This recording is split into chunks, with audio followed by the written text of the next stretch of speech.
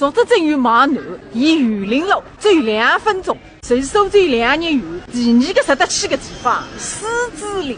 搿点日没，估计侪是刚才从这镇员出来，不知罗大太店再特简单，吃下中饭，后面再么继续到此一游。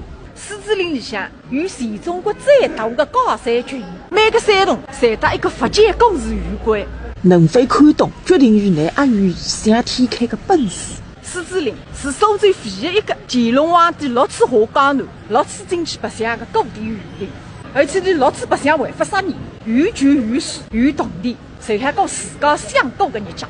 为咗去各位啊，你侪按照狮子林的样子，登了颐和园，顺得避暑山庄里向上高山，开启至江南园林到黄高园林向9个大路。牛在辰光的事业延伸一边，成为中国皇家园林从葱框带金子，从平面到焖肉面的转折点。700多年以来，狮子林历经战后。辣海上个世纪初，被眼里大王被人生冒下来，到现在为止，一进门还是搬家的一个市场。我跟外婆侪是搿位大山镇上的三三角，一朵花的辰光，扎子旗板干个米行，乘着黄板车，在埃个里向，搭搬家的一个山摇山脚一台吃茶。49年过后，狮子林酒吧拉国强，大山镇公私合营，搬家的代代美国，你家的时代活生生。